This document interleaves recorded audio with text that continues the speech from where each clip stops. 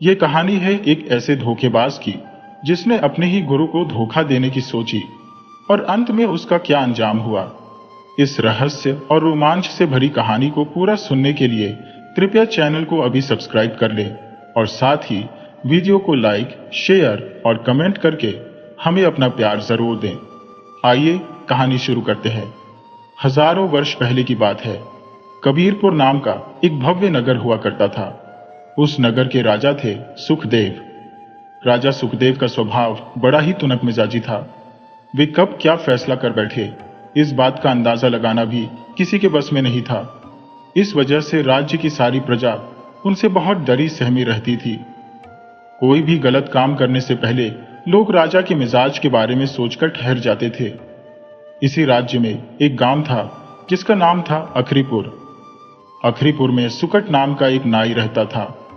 सुकट राज दरबार में काम करता था। उसका काम हर रोज राजा की हजामत बनाना था। यह परंपरा उसके पुरखों से चली आ रही थी। पीढ़ी दर पीढ़ी उसके परिवार का कोई न कोई सदस्य ही राजा की हजामत बनाता आया था। लेकिन अब नाई की उम्र इस पड़ाव पर आ चुकी थी जहां उसे लगता था कि शायद उसके साथ ही यह परंपरा समाप्त हो जाएगी। कारण यह था कि सुकट नाई का एक ही पुत्र था जिसका नाम था आनंद। आनंद जन्म से ही मंदबुद्धि था और उसे हजामत बनाने का काम बिल्कुल भी नहीं आता था। मंदबुद्धि होने के कारण वह हर बात तुरंत भूल जाया करता था। सुकट की बस यही इच्छा थी कि उसका बेटा इतना तो सीख जाए कि राजा की हजामत बना सके, ताकि कम से कम उसकी जिंदगी तो आराम से कट जाए। उस जमाने में राजा के नाई, राजा के धोबी, राजा के माली और राजा के दास दासिया केवल राजा के ही काम करते थे। वे किसी दूसरे व्यक्ति का काम नहीं करते थे। किसी में इतनी हिम्मत नहीं थी कि वह राजा के नाई से अपनी हजामत बनवा ले। इसी तरह राजा का धोबी सिर्फ राजा के परिवार के वस्त्र ही साफ करता था।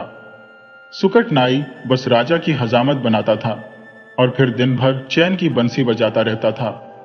राज दरबार में सुकट जैसा आराम का काम किसी भी दरबारी का नहीं था। वह हर सुबह केवल एक आध घंटे के लिए राज दरबार में रहता और राजा की हजामत बनाते ही राजा उसे रोज एक सोने की मोहर दे दिया करते थे। एक सोने की मोहर से उसका पूरे हफ्ते भर का खर्चा आराम से निकल जाता था। वह अपनी पत्नी के साथ खुशी खुशी जीवन बिता रहा था। उसकी चिंता तब बढ़ जाती जब वह अपने पुत्र आनंद को देखता। समय गुजरता गया और सुकट नाई बूढ़ा होने लगा। वहीं उसका मंदबुद्धि बेटा आनंद जवान हो चला। इसी बीच नाई की पत्नी कुछ दिनों से बीमार रहने लगी थी। एक स्वस्थ आदमी अपनों के लिए उतना चिंतित नहीं होता जितना कि एक बीमार व्यक्ति चिंता से घिर जाता है कि उसके बाद उसके बेटे का क्या होगा, बेटी का विवाह कैसे होगा, या बेटे बेटी अपने रोजमर्रा के खर्चे कैसे चलाएंगे। इसी तरह की चिंताओं में नाई की पत्नी डूबी रहती थी। उसे यह चिंता खाई जा रही थी कि पति का गुजारा तो राज दरबार में हो गया, परंतु मंदबुद्धि आनंद को राजा भला क्यों अपना नाई रखेंगे, और प्रजा भी ऐसे मंदबुद्धि व्यक्ति से हजामत नहीं बनवाएगी। तब तो उसके बेटे आनंद के भूखे मरने की नौबत आ जाएगी। उसने अपने पति सुकट को अपने पास बुलाया और अपनी सारी चिंता जाहिर की। सुकट बोला, भाग्यवान, मैं कब से सोच रहा हूं कि कोई दवा तुम पर असर क्यों नहीं कर रही है। तुम नाहक ही बेकार की चिंता लेकर बैठ गई हो। अरे, जब भगवान ने इतना बड़ा शरीर बनाया है तो भोजन की व्यवस्था भी वही करते हैं। क्या तुम किसी दिन भूखी सोई हो? क्या बेटा किसी दिन भूखा सोया है? तुम इसकी चिंता छोड़ दो। पत्नी बोली, नहीं नहीं, मैं यह चिंता नहीं छोड़ सकती। जब तक मैं अपने बेटे के भविष्य के प्रति आश्वस्त नहीं हो जाती तब तक मैं ठीक भी नहीं हो सकती। नाई बोला, ठीक है, मैं आज ही उसे राजा के पास लेकर जाऊंगा और पूरी कोशिश करूंगा कि आनंद राजा की हजामत बना दे। अगर आनंद सिर्फ राजा की हजामत बनाना सीख जाता है तो फिर वह जीवन भर चैन की बंसी बजाएगा। सुकट नाई ने बहुत समझा बुझाकर आनंद को राजा के पास चलने के लिए तैयार किया। उसने बेटे को खूब समझाया कि आज राजा की हजामत बहुत ध्यान से बनाना। राजा की हजामत बनाने में अपनी कोई भी गलत चाल मत अपनाना, वरना राजा नाराज हो गए तो मेरी तो नौकरी जाएगी ही, तुम भी फांसी पर झूल जाओगे। आनंद ने भी पिता से कहा कि वह उनकी बात का ध्यान रखिएगा। जब सुकट राज दरबार पहुंचा तो उसने राजा से विनती की कि महाराज, मेरा बेटा भी अब बहुत सुंदर हजामत बनाने लगा है। अगर आपकी आज्ञा हो तो आज वह आपकी हजामत बना दे। राजा बोले, सुकट, इसमें पूछने वाली कौन सी बात है? तुम्हारी कई पीढ़ियां राज दरबार में हम राजाओं की हजामत बनाती रही है। अब तुम बूढ़े हो चले हो, मैं भी कोई नया नहीं हूं। कल को जब हमारा राजकुमार गद्दी पर बैठेगा तो उसे सब कुछ नया चाहिए होगा। तुम्हारा बेटा पहले से ही इस काम के लिए तैयार रहे तो यह परंपरा कायम रह जाएगी। आनंद राजा की हजामत बनाने लगा। राजा की मूछें उसे बहुत डरावनी लगी। इस मंदबुद्धि ने राजा की बिना इजाजत ली ही उनकी मूंछें काट डाली। मूंछें बहुत ही छोटी हो गई। दूर बैठे सुकट ने जब यह देखा तो उसके तो पसीने छूट गए। उसने सोचा कि आज तो मेरी नौकरी भी गई और मेरा बेटा भी गया। राजा इसे फांसी छड़वाए बिना नहीं मानेंगे। राजा को भी कुछ संदेह हुआ कि नाई उनकी मूंछों से छेड़छाड़ कर रहा है, तो उन्होंने आईना उठाकर अपनी शक्ल देखी। जब राजा ने देखा कि नाई ने उनकी मूंछ ही उड़ा दी है तो वह भड़क उठे। बदमाश, तुमने मेरी शान को ही काट डाला। मैं तुम्हें फांसी पर लटका दूंगा। राजा ने सैनिकों को तुरंत आदेश दिया कि इस दुष्ट को अभी गिरफ्तार करके जेल में डाल दो। सैनिकों ने नाई के बेटे आनंद को पकड़कर जेल में डाल दिया। राजा को इतना क्रोधित देखकर सुकट तुरंत वहां से खिसक लिया और भागकर रानी के कक्ष में चला गया। उसने रानी के पैर पकड़ लिए और बोला, रानी मां, मुझे बचा लो। राजा ने मेरे बेटे को फांसी पर चढ़ाने का आदेश दे दिया है। रानी ने साफ साफ बताने को कहा कि आखिर हुआ क्या है।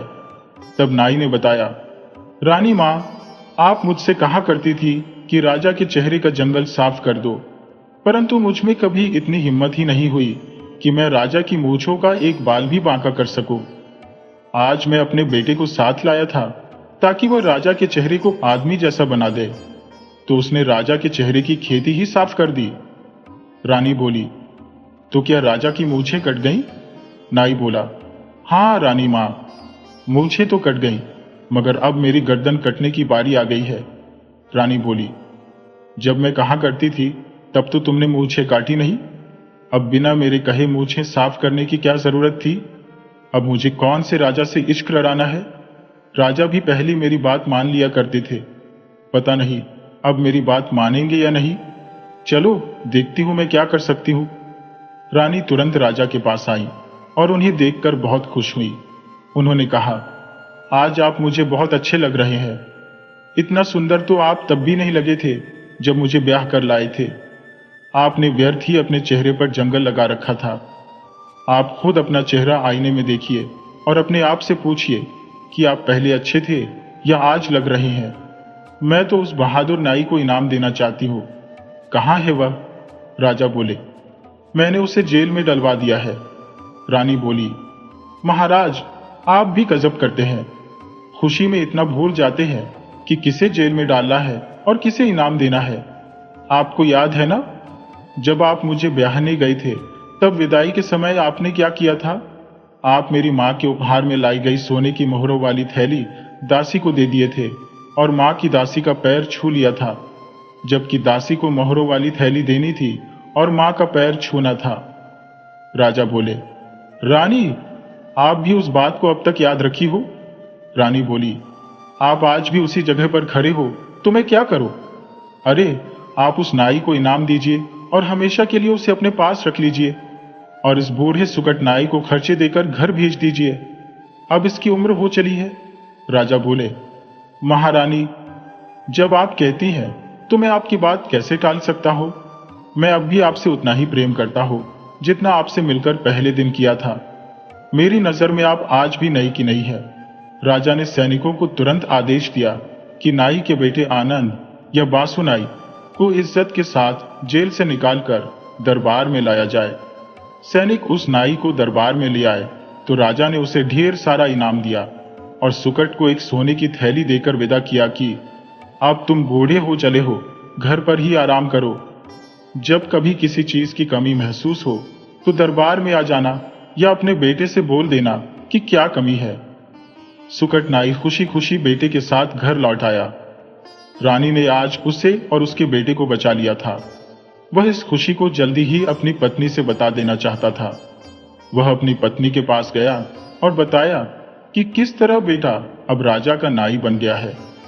जब पत्नी ने यह बात सुनी तो वह खुशी से फूली नहीं समाई। वह इतनी खुश हुई कि उसकी धड़कन ही रुक गई और वह भगवान को प्यारी हो गई। सुकट नाई राज दरबार से खुश होकर चला था कि पत्नी के साथ कुछ दिन आनंद से बिताएगा, परंतु उसकी सारी खुशियां छीन गई। अब उसके ऊपर घर की भी जिम्मेदारियां आ गईं। घर में खाना बनाने वाला कोई नहीं रहा। हालांकि सुकट को अब उतनी बड़ी चिंता नहीं थी। बेटा बेशक बुद्धू था, परंतु राज दरबार का मुलाजिम था, इसलिए उसके विवाह में भी देरी नहीं हुई। आनंद का विवाह हो गया और उसकी पत्नी घर आ गई। आनंद की पत्नी भी आनंद की तरह ही मंदबुद्धि निकली। अगर पति पत्नी में कोई एक चतुर हो तो दोनों का जीवन आसानी से कट सकता है, परंतु दोनों ही मूर्ख हों तो मुश्किल होती है। कोई भी उन्हें आसानी से बेवकूफ बना सकता है। इस बात की चिंता अब सुकट को खाई जा रही थी। उसे उम्मीद थी कि बेटे की पत्नी चतुर मिलेगी, परंतु वह भी मंदबुद्धि निकली। सुकट कब तक उनको संभाल सकता था? वह तो अमर होकर नहीं आया था। तो उसने सोचा कि भगवान जब तक मौका देते हैं तब तक दोनों की रखवाली करूंगा और उन्हें चतुर बनाने का प्रयास करूंगा। सुकट को तो अब यह भी लग रहा था कि उसका बेटा बहू इतने मूर्ख है कि अपने लिए एक बच्चा भी पैदा नहीं कर पाएंगे, परंतु ऐसी कोई बात नहीं थी। भगवान मूर्ख से मूर्ख को भी प्रजनन का ज्ञान दे देते हैं। लगभग 1 साल गुजर गया। आनंद और उसकी पत्नी को साथ रहते। तब आनंद की पत्नी ने एक सुंदर सी बच्ची को जन्म दिया। सुकट खुश हुआ कि चलो, इन दोनों को इतना तो ज्ञान है। हम जितना इन्हें मंदबुद्धि समझते हैं ये उतने नहीं है। उधर कबीरपुर राज्य के अंदर एक गांव था जिसका नाम था जालिमपुर, जहां जीवन नाम का एक धूर्त आदमी रहा करता था। उसका काम किसी को भी बेवकूफ बनाकर लोगों को ठग लेना था। वह अपने घर में अकेला ही रहा करता था। उसके माता पिता बचपन से ही नहीं थे और उसका विवाह भी नहीं हुआ था। वह अक्सर घर में ताला लगाकर निकलता तो कई माह बाद वापस आता, फिर महीनों घर में पड़ा रहता। उसका अपने पड़ोसियों से कोई लगाव नहीं था, इसलिए कोई भी नहीं जानता था कि जीवन क्या करता है। ग्रामीण क्षेत्रों में किसी को किसी से कोई मतलब ही नहीं होता था। सब अपने अपने काम में व्यस्त रहते थे, मगर फिर भी कुछ लोग ऐसे होते थे जिनके पास कोई काम नहीं होता था, तो वह खाली बैठे सब पर नजर रखते थे, मगर जीवन उन लोगों की समझ से भी परे था। तो गांव के एक आदमी ने जीवन से पूछ लिया कि बेटा जीवन, तुम कहाँ रहते हो, क्या करते हो? ये किसी के समझ में नहीं आता। आखिर हम तुम्हारे गांव के हैं, हमें भी तुम्हारे विषय में खबर होनी चाहिए। कल को विवाह की बात आई तो तुम अकेले से विवाह नहीं कर पाओगे, तुम्हें हमारी मदद की जरूरत पड़ेगी। तो जब हम जानेंगे कि तुम क्या करते हो, कहाँ रहते हो, तभी तो किसी से कुछ चर्चा कर पाएंगे। जीवन बोला, काका, मैं राज दरबार में काम करता हूं। मेरा काम गुप्तचर का है। जब कभी किसी विशेष परिस्थिति में राजा को हमारी जरूरत पड़ती है तो राजा हमें कोई जिम्मेदारी दे देते हैं। उसे पूरा करने के लिए राजा के भेजे स्थान पर जाना पड़ता है और राजा के काम को पूरा करना पड़ता है। कभी कभी राजा हमें दूसरे नगर में भी भेज देते हैं तो वहां भी जाना पड़ता है। इस तरह आने जाने में 2 से 3 माह लग जाते हैं। राजा के कार्य को करने में हमें कई कठिनाइयों का सामना करना पड़ता है। हमें कभी कभी ठीक से भोजन भी नहीं मिल पाता, तो कभी कभी सोने तक का भी स्थान नहीं मिल पाता। तो उस परिस्थिति में हमें जमीन पर सोना पड़ता है। इन सब कष्टों के चलते राजा 3 माह काम लेने के बाद फिर हमें 3-4 माह की छुट्टी दे देते हैं। ये सब गोपनीय बातें हैं, आप सभी किसी से चर्चा मत करना। राजा के गुप्तचरों पर नजर रखने वाले को भी राजद्रोह का अपराधी माना जाता है। ग्रामीण बोले, नहीं भैया जीवन, भला हम राजा के आदमियों पर नजर कैसे रख सकते हैं? हम आज के बाद इस पर कभी चर्चा भी नहीं करेंगे।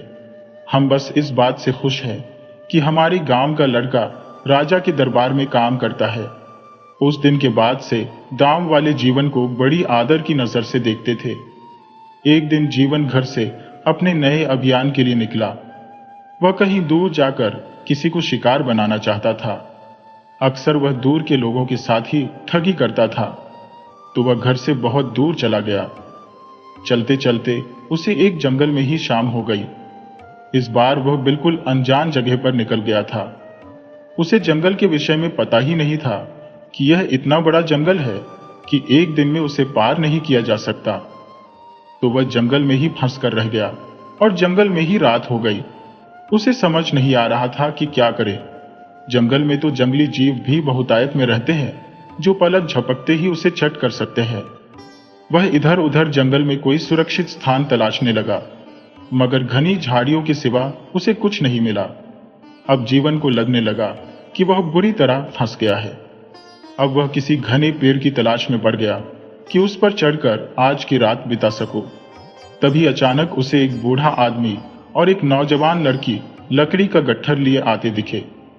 जीवन की आंखें चमक उठी कि जंगल में भी कहीं न कहीं घर है। तभी तो यह लकड़हारा अपनी बेटी के साथ लकड़ी काट कर लौट रहा है। वह उस बूढ़े आदमी के पास गया और बोला कि दादा, मैं जंगल में रास्ता भटक गया हूं और अब रात हो चली है, आप मेरी सहायता करें।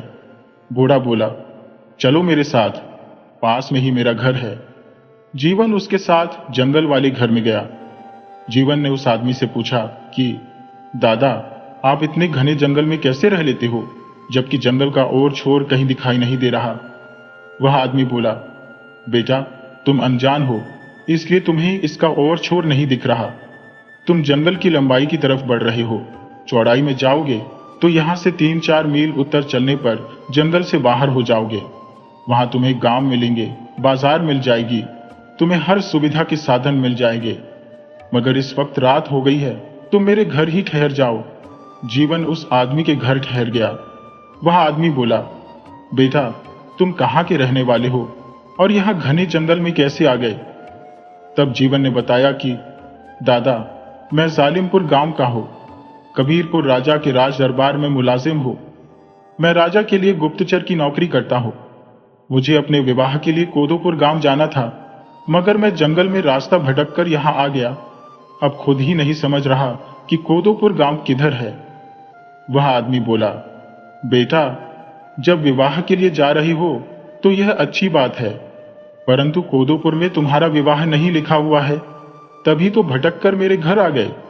तुम्हें विवाह ही करने हैं तो मेरी बेटी भी कोई बुरी नहीं है। कोई भी आदमी इसलिए विवाह करता है कि पत्नी उसे सुख सुविधा दे, हर काम में हाथ बटा सके। मेरी बेटी बहुत मेहनती है, तुम्हारे लिए हर काम कर सकती है। बस मुझ में एक कमी है कि मैं गरीब आदमी हूं, मेरे पास पैसा नहीं है, तुम्हें कोई दान दहेज नहीं दे सकता। जीवन की तो आंखें चमक उठी थी। उसने इतनी जल्दी विवाह की बात सोची भी नहीं थी और बिना परिश्रम ही बात बनती जा रही थी। वह बात को संभालते हुए बोला, दादा, मैं राजा का मुलाजिम हूं, तो मेरे पास कोई पैसे की कमी नहीं है। मुझे दहेज की क्या जरूरत? आप यदि विचार बना ली हो तो मैं आपका दिल नहीं तोड़ सकता, और भगवान को भी यही मंजूर है। वह बूढ़ा आदमी बहुत खुश हुआ कि राजा के दरबार में काम करने वाला लड़का मेरी बेटी से विवाह को तैयार हो गया है। ये भगवान की बहुत बड़ी कृपा है। उसका घर कोई बहुत बड़ा नहीं था, तो उसकी बेटी भी दोनों की बात सुन रही थी। वह भी मन ही मन खुश हुई कि मेरा विवाह हो जाएगा। बूढ़ा बोला कि बेटा, हम जल्दी ही विवाह की रस्म पूरी करा देंगे, तुम बारात लेकर मेरे घर आ जाना। जीवन बोला, दादा, आप भी क्या बात करते हो? मैं राजा का गुप्तचर हूं, मुझे हमेशा राजा के लिए काम करने पड़ते हैं। मुझे राजा के सामने महल में ही रहने पड़ते हैं। राजा भला मुझे छुट्टी क्यों देने लगा? अरे, मुश्किल से 2 दिन की छुट्टी दिया था, वह भी कल समाप्त हो जाएगा। फिर मुझे आने में कितना वक्त लगेगा कह नहीं सकता। और कोदोपुर वाले पहुंच गए तो मुझे उनकी ही बेटी से शादी करना पड़ जाएगा। बूढ़ा बोला, नहीं बेटा, हम तो बस ऐसे ही कह रहे थे। तुम कल सुबह ही बेटी को पत्नी बनाकर साथ लेते जाना और अपनी मर्जी से अपने नियम अनुसार विवाह कर लेना। सुबह होने पर जीवन लकड़हारे की बेटी को साथ लेकर घर के लिए चल पड़ा। वह शाम होते होते घर आ गया। अब उसे बिना परिश्रम पत्नी मिल गई थी, तो उसके साथ अपने घर रहने लगा। पहले 2-4 दिन तो स्त्री को कोई संदेह नहीं हुआ, परंतु एक पखवाड़ा निकल जाने पर वह पति से पूछी कि आप एक पखवाड़े से घर में पड़े हुए हो, आपको अपनी नौकरी पर नहीं जाना है क्या? तब वह बोला कि मैंने अपने एक साथी से राजा के दरबार में अपनी विवाह की बात राजा के पास भिजवा दिया है। राजा नए विवाहित जोड़े को 3 माह की छुट्टी दे देते हैं। अब हम 3 माह तक आनंद लेंगे, उसके बाद फिर राज दरबार जाएंगे। तुम चिंतित न हो, मैं तुम्हें यहां अकेली छोड़कर नहीं जाऊंगा। राजा के दरबार में ही रहने को जगह मिल जाएगा, हम साथ में वहीं रहेंगे। पत्नी खुश हुई कि चलो बहुत अच्छा हुआ, हम गांव में तो एक साथ रह लेंगे, परंतु राज दरबार में ऐसा मौका रोज नहीं मिल पाएगा। पति की ड्यूटी पता नहीं कहां लग जाएगी तो मुझे अकेले रहना पड़ेगा। उसका मन राजमहल में जाने का नहीं कर रहा था। पता नहीं कैसे कैसे लोग होंगे राज दरबार में, और सुना है कि राजा लोग बड़े आशिक मिजाज होते हैं। वह किसी की बहू, बेटी और पत्नी को अपनी बहू बेटी नहीं समझते, वह बुरी नजर भी रखते हैं।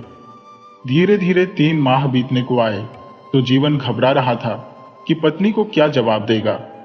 यदि वह जिद पकड़ ली तो उसे क्या जवाब देगा, कहां ले जाएगा, उसे कैसे मनाएगा कि वह घर में ही रहे। उधर पत्नी सोच रही थी कि कौन सा उपाय लगाऊं कि मुझे पति के साथ राज दरबार में न जाना पड़े। वह अपनी बात पति से कह देना चाहती थी, परंतु डर रही थी कि वह बुरा मान जाएगा। उसे तो पति के अनुसार चलना है, फिर भी प्यार से अपनी बात मनवा लेनी है। वह मौका देखकर बोली, अजी आप सुनते हो, मैं आपके साथ राजमहल में नहीं जाना चाहती, मैं यहीं पर घर में ही रहना चाहती हूँ। और एक बड़ी बात हो गई है कि आप पिता बनने वाले हो। ये बात सुनकर तो जीवन को दुगुनी खुशी हुई। वह नहीं चाहता था कि उसकी पत्नी राजमहल की बात करे, तो वह स्वतः ही मना कर दी। अब उसके पास समस्या और हुई कि घर में दूसरा कोई नहीं है। अगर पत्नी को छोड़कर कहीं चला जाता है तो अकेली कैसे रह पाएगी। उसे अब हर हाल में घर के आसपास ही रहना होगा। वह पत्नी से बोला कि भाग्यवान, मैं तो सोच रहा था कि तुम राजमहल में मेरे साथ चलो, मगर अब इस हाल में तो तुम्हें घर में ही रहना पड़ेगा और मैं तुम्हें अकेली छोड़ भी तो नहीं सकता। अब राज दरबार जाऊंगा और राजा से दरख्वास्त करूंगा कि वह हमें जो भी ड्यूटी दे इधर ही दे, ताकि अपने घर के 10 मील के एरिया में रह सको। स्त्री बोली, अभी तो हमें कोई परेशानी नहीं होगी, परंतु अकेली कैसे रहो। कभी किसी चीज की जरूरत पड़ी तो मैं उसे कैसे पूरा कर पाऊंगी। वैसे मैं किसी से डरने वाली नहीं हूं, मैंने बड़े बड़े खूंखार जानवरों का सामना किया है। मेरी कुल्हाड़ी के आगे सभी दुम दबाकर भाग जाते थे। किसी बदमाश गंवार का भय मुझ में नहीं है। आप घर में 1 माह का सारा सामान रखकर राज दरबार जाओ और कोशिश करो कि घर के आसपास ही रहो। जीवन पत्नी की बात मानकर घर से निकल गया। चूंकि उसे राज दरबार तो जाना नहीं था, राज दरबार से उसका कोई नाता भी नहीं था, और फिर वह एक ठग था, तो नगर में जाना उचित भी नहीं समझ रहा था। वह ठगी के लिए घर से दूर निकल पड़ा कि 1-2 रोज में ही कोई बड़ा हाथ मारकर लौट आएगा। तो वह एक दूर के गांव में गया। जिस वक्त वह उस गांव में गया उस वक्त रात हो चुकी थी। वह अब किसी के घर रुकना चाहता था, तो एक आदमी से बात किया कि भाई, मैं इस गांव में ठहरना चाहता हूं, क्या मुझे ठहरने के लिए कोई जगह मिलेगी। वह आदमी बोला कि भाई, इस गांव में कहीं भी ठहरने लायक जगह नहीं है। तुम गांव के बाहर मंदिर पर रह सकते हो, और कोई तुम्हें रहने की बात करे तब भी किसी के घर मत रुकना। यहां कई घर ऐसा है कि लोग खड़े खड़े बेच सकते हैं, इसलिए तुम इस लफड़े में मत पड़ना। जीवन बोला कि भाई, तुम ही अपने घर मुझे रहने दो। वह आदमी बोला, मेरे घर में रहने लायक कोई जगह नहीं है। एक ही घर है, उसमें हम पति पत्नी रहते हैं। एक ही चारपाई है, दूसरी होती तो तुम ही अपने घर से बाहर भी सुला देता, मगर तुम परेशान ना हो, मंदिर पर चले जाओ। जीवन गांव से बाहर मंदिर पर चला गया। उसे दिन भर चलने से भूख लग गई थी। वहां खाने का कोई प्रबंध नहीं हो पाया था। वह मंदिर पर जाकर लेट तो रहा, परंतु उसका हाल बुरा था। भूख के मारे रहा नहीं जा रहा था। वह लेटे लेटे करवटें बदल रहा था, परंतु उसे नींद नहीं आ रही थी। तभी उसने देखा कि मंदिर के चबूतरे के पास एक आदमी आया हुआ है। वह उस आदमी से बोला कि भैया, इस गांव में भोजन की कोई व्यवस्था है कि नहीं? वह आदमी बोला, अरे भोजन की क्या कमी है? अभी अभी तो मैं सेठ के घर से भोजन करके आ रहा हूं। सेठ जी मुफ्त में हर रात मंदिर पर रुकने वाले को भोजन कराते हैं। लगता है ये बात आपको मालूम नहीं थी। अरे अभी वक्त नहीं बीता है, लोग भोजन पा रहे हैं, आप भी जाकर लाइन में लग जाओ। जीवन बोला, भाई मैं इस गांव में नया हूं, हमने सेठ का घर देखा नहीं है, आप कृपा कर मुझे वहां पहुंचा दोगे तो बड़ी कृपा होगी। वह आदमी जीवन को लेकर सेठ के घर गया तो सचमुच सेठ के घर भोजन का उत्तम प्रबंध था। तरह तरह के लजीज व्यंजन बने थे। चूंकि जीवन ने उस आदमी से सुन लिया था कि सेठ जी के घर मुफ्त में भोजन मिलता है, तो उसे अब भोजन खाने में संकोच नहीं था। वह छक कर खाया। खिलाने वाले ने भी खूब पूछ पूछ कर खिलाया, ठूस ठूस कर खिलाया। जीवन खाने के बाद पानी पीकर डकार लिया और उठकर चलने को हुआ तो सेठ ने उसे रोक लिया कि अरे चले कहां? जो खाए हो उसका पैसा कौन चुकाएगा? जीवन बोला, पैसा? किस बात का पैसा? अरे मेरे को जो आदमी यहां लाया था वह बताया था कि यहां कोई पैसा नहीं लगता। सेठ बोला, कौन वह आदमी था? शायद वह आदमी तुम्हें मूर्ख बनाया है। यहां पानी के भी पैसे लगते हैं, उठने बैठने के भी पैसे लगते हैं, अगर रहना चाहो तो उसके अलग से पैसे लगते हैं। तुम अभी फिलहाल भोजन पानी के पैसे निकालो। जीवन बोला, ठीक है सेठ जी, यदि पैसे लगते हैं तो आप पैसे ले लो। बोलो कुल कितने हुए? सेठ बोला, ज्यादा नहीं, 200 सोने के सिक्के हुए। जीवन बोला, सेठ जी काहे मजाक करते हो? एक सोने के सिक्के में 10 आदमी आराम से लजीज व्यंजन खा लेता है और आप 200 की बात कर रहे हो। सेठ बोला, ससुरा तुम्हारे दादा का दालान नहीं है यहां, जो मैंने कह दिया वह लगेगा। जीवन बोला, यह तो सरासर ज्यादती है, मेरे पास उतने पैसे नहीं है, मेरे पास 3 सोने के सिक्के हैं, मैं वही दे सकता हूं। सेठ बोला, मुझे पैसा निकालना आता है, तेरे पास पैसा नहीं है तो तुझे बेचकर भी पैसा निकाल सकता हो। सेठ अपने आदमियों को आवाज दिया कि इस ससुरे को बंद करो, खाना खाकर डकार भी नहीं लेना चाहता। चमचों ने तुरंत जीवन को पकड़कर एक घर में बंद कर दिया। जीवन अपने आप पर पछता रहा था कि उसने बड़ी गलती कर दी। गांव के एक भले आदमी ने चेताया था कि गांव में किसी के यहां मत ठहरना, बहुत बुरे लोग रहते हैं। खाने के लालच में आकर फंस गया। अब तो यह सेठ मेरे को बेच डालेगा। अब मेरी पत्नी का क्या होगा, जिसे बच्चा होने वाला है? वह तो मेरी राह देखते देखते मर जाएगी। जीवन रात भर अपनी गलती पर पछताता रहा, परंतु वह ठग था, वह हार मानने वालों में से नहीं था। सुबह नजदीक के चोर बाजार में सेठ जीवन को ले गया। उसके साथ और भी 2 लोग थे, साथ में सेठ भी था। सेठ जीवन को उस दलाल के पास ले गया जो गुलामों की खरीद बिक्री करता था। जीवन उसे देखते ही बोला, प्रणाम मामा। दलाल जीवन को बड़ी गौर से देखने लगा। उसे लगा कि शायद यह मेरा भांजा है, मैं उसे पहचान नहीं रहा, मगर यह मुझे पहचान रहा है। दलाल बोला, तुम शकुंतली बहन के तो लड़के नहीं हो? जीवन बोला, वाह मामा, पहचान लिया। बोलो आप कैसे हो, मामी कैसी है? दलाल बोला, सब ठीक है भांजा, तुम बहन का हालचाल बताओ। जीवन बोला, ठीक है मामा, माँ बहुत ठीक है, बहू जो है उसकी सेवा मन लगाकर कर रही है। मामा मुझे ये तीनों को बेचना था। दलाल बोला, मगर यह तो सेठ है। जीवन बोला, मामा आप जानते नहीं, ये बहुत मक्कार आदमी है। मेरे से 20,000 सोने का सिक्का लिया, मगर लौटाने में इसकी नानी मर रही है। आप इसे 10,000 में भी ले सकते हो, मैं आज इसे नहीं छोड़ने वाला। दलाल सेठ से बोला, क्यों बे सरे, तू मेरे भांजा को छूना लगाता है? तुझे तो मैं अरब के व्यापारियों को बेचूंगा। उधर सेठ गिड़गिड़ाने लगा था कि भाई मुझे माफ कर दो, मैं नहीं जानता था कि यह आपका भांजा है। दलाल ने सेठ पर दया नहीं दिखाई, वह अरब के व्यापारियों को सेठ को बेच दिया। सेठ हाथ जोड़ता रह गया कि मुझे छोड़ दो, मुझसे 500 सोने के सिक्के ले लो, परंतु सेठ की किसी ने नहीं सुनी। 10,000 सोने की मोहरें पाकर दलाल मामा से छुट्टी लेकर जीवन अपने घर को लौट आया और पत्नी से बताया कि राजा ने मुझे अब 1 साल की छुट्टी दे दिया है। राजा के दरबार में नियम है कि पत्नी के देख रेख के लिए 10,000 सोने की मोहरें और 1 साल की छुट्टी मिलता है। उधर संयोग से दलाल के पास उसकी बहन शकुंतला पहुंच गई थी। दलाल ने बताया कि अभी अभी तो तेरा बेटा गया है। शकुंतला हैरान हुई कि मेरा बेटा? अरे, तुम्हें यह भी नहीं पता कि मुझे कोई बेटा नहीं है, सिर्फ 2 बेटियां हैं। दलाल सिर खुजाने लगा कि उसे कोई मूर्ख बना गया है और रोज किसी न किसी को बेचने वाला सेठ को ही बेच गया है, यानी शेर को सवा शेर मिल गया था। उधर जीवन की पत्नी खुश हुई कि अब उसका पति 1 साल तक उसके साथ ही रहेगा। समय गुजरने के बाद सही वक्त पर स्त्री ने एक बेटे को जन्म दिया। पति पत्नी फूले नहीं समा रहे थे।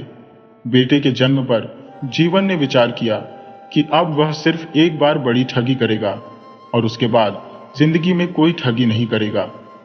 ऐसे भी उसके पास इतना धन आ ही गया था कि 10 साल आराम से उसका उपयोग कर सकता था। इस तरह देखते देखते 1 साल गुजर गया, मगर एक बार भी जीवन ने राज दरबार का नाम नहीं लिया। पत्नी ने भी उसे याद नहीं दिलाया कि अब आपको राज दरबार जाना चाहिए। समय गुजरता गया। इस तरह 5 साल गुजर गए।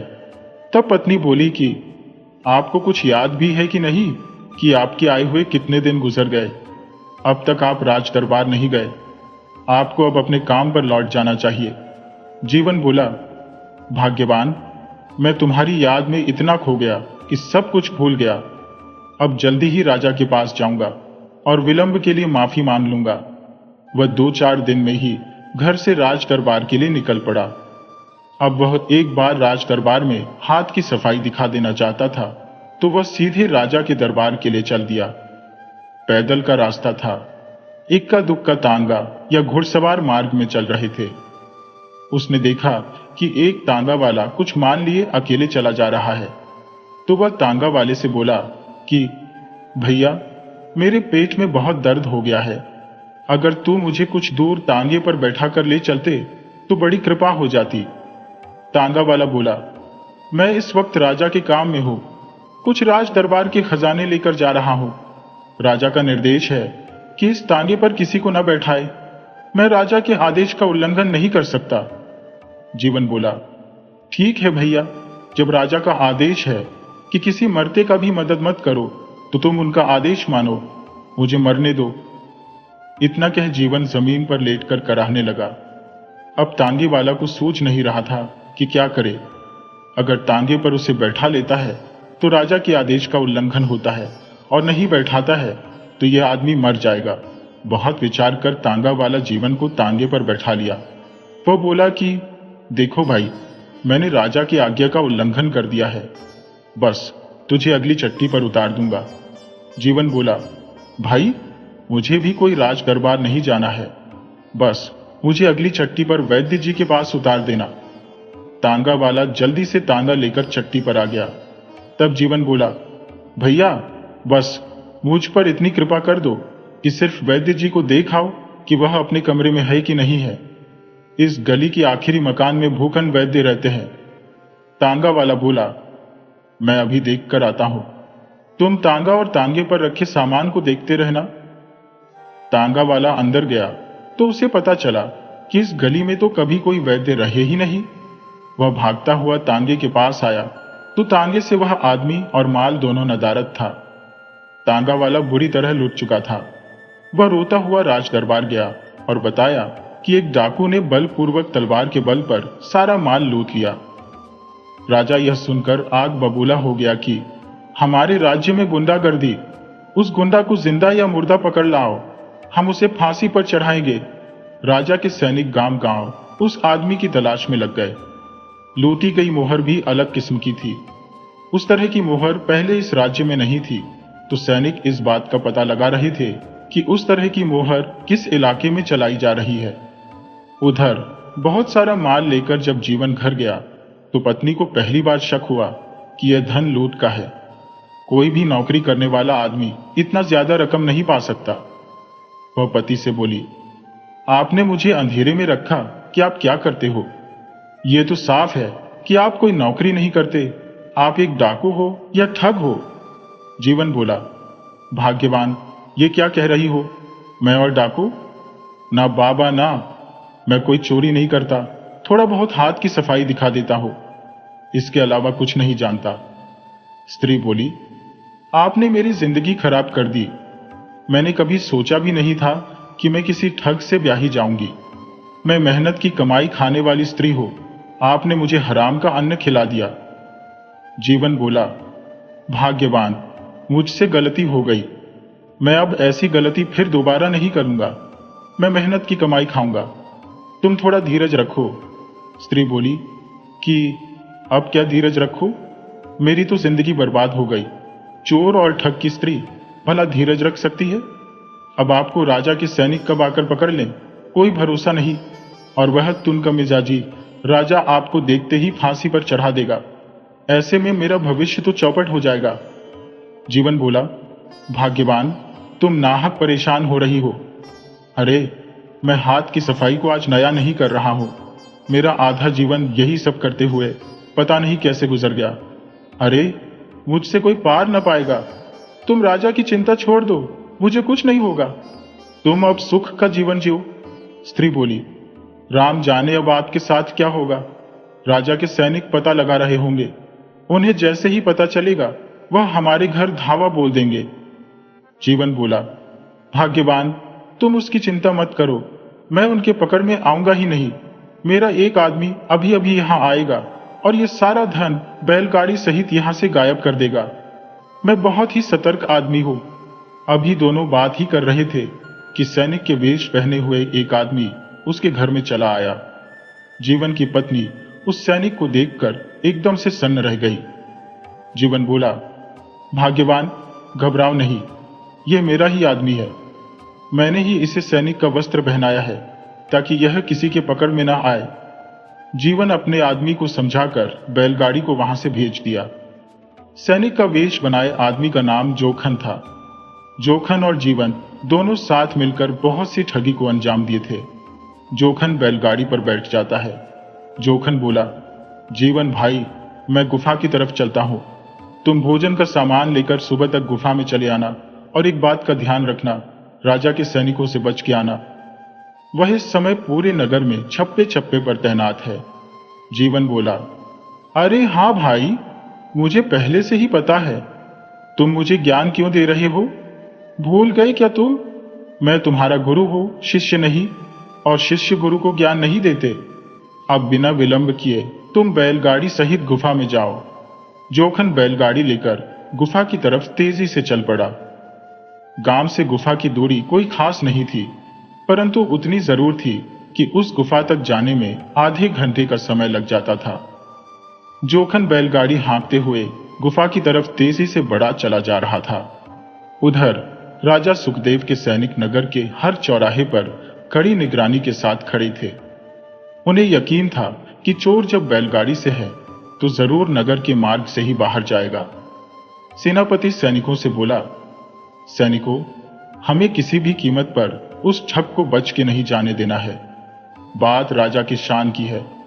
अब चाहे हमें किसी भी रास्ता का प्रयोग करना पड़े, परंतु उस ठग को बच के जाने नहीं देना है। सेनापति की बात सुनकर सैनिकों के अंदर और जोश जगा। उधर ठग का चेला जोखन बैलगाड़ी सहित गुफा के अंदर प्रवेश कर गया। गुफा के अंदर जाकर वह बैलगाड़ी से सारा माल उतार दिया और उसे गुफे के अंदर ही छिपा दिया। इसके बाद बैलगाड़ी को ठिकाने लगाने चल पड़ा। वह गुफा से कुछ दूर जाने के बाद बैलगाड़ी को नगर की तरफ मोड़ के बैल को तेजी से हाँक दिया। बैल दोनों गाड़ी को खींचते हुए नगर के अंदर प्रवेश कर गए। जोखन के लिए अब कोई परेशानी नहीं थी। वह आराम से गुफा के अंदर जाकर बैठ गया। इधर ठग जीवन अपनी पत्नी से बोला, भाग्यवान, अब तुम ऐसा करो कि अपने पिता के पास चली जाओ। अभी कुछ दिन घर पर रहना बहुत ही खतरनाक साबित हो सकता है। तुम बेटे को लेकर अभी यहां से चली जाओ। पत्नी बोली, अजीब आदमी हो आप। यहां से भाग जाने से जान थोड़ी बच जाएगी। भाग जाने से हमारी मुसीबत और बढ़ जाएगी। राजा के सैनिक सबकी तलाशी ले रहे हैं तथा नगर की सीमाओं पर भी तैनात है। अगर वह हमें जाते हुए पकड़ लेते हैं तो मामले का खुलासा हो जाएगा। आप चुपचाप शांत रहिए। अरे, मैं तो कहती हूँ कि राजमहल का धन आप महल जाकर वापस लौटाओ। पाप का धन मुझे नहीं चाहिए। ठग जीवन बोला, भाग्यवान, तुम एकदम भोली बनकर रह जाओगी। किसने कहा यह पाप का धन है? धन पर कहाँ लिखा है कि पाप का धन है? भाग्यवान, ये राजा का धन थोड़ी है। ये धन तो हमारी प्रजा का है, जिसे राजा बलपूर्वक लूट कर ले जाता है और ऐश की जिंदगी जीता।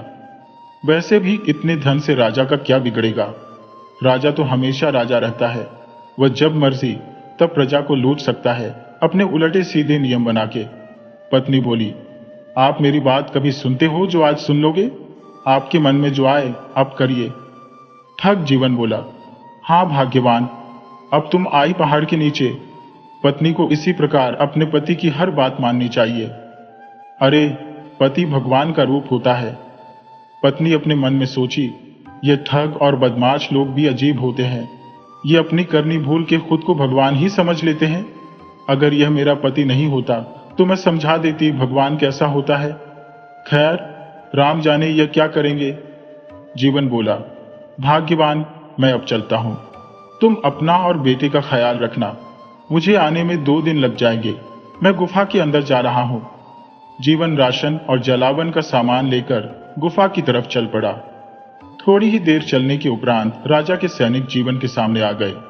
जीवन उन्हें देख मन में सोचा, यह ससुरेली राजा के पिल्ले अचानक से मेरे सामने कहां से आ गए? अभी तो ये नगर में ही भ्रमण कर रहे थे, नगर से बाहर कैसे आ गए?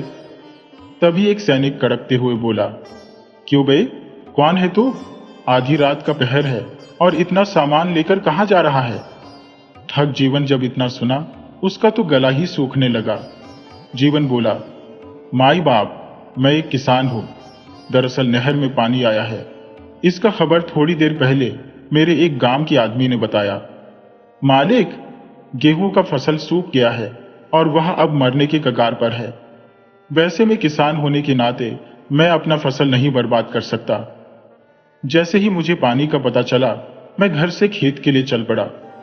सैनिक जीवन की बात सुन के, उसकी मेहनत भरी कहानी सुन खुश होते हुए बोले, वाह, यह तो बहुत ही सुंदर बात है। आप जैसे किसान को हमारा नमन है। जाइए किसान देवता, आप अपने खेत की सिंचाई कीजिए। ठग जीवन अपने चतुराई तथा ठग विद्या के कारण सैनिकों के सामने से चला गया। वह तेजी के साथ चलते हुए गुफा के अंदर प्रवेश कर गया। गुफा में उसका चेला जोखन पहले से ही इंतजार में बैठा था।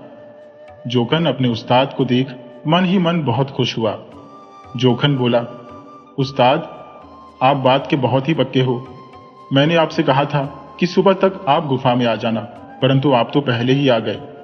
ठग जीवन बोला, ससुरा जोखन, मैं तुम्हारा गुरु हूं, कोई चेला नहीं जो आलस करके घर पर पड़ा रहूंगा और तुम्हें अकेला इस गुफा की मुसीबत में फंसने के लिए छोड़ दूंगा।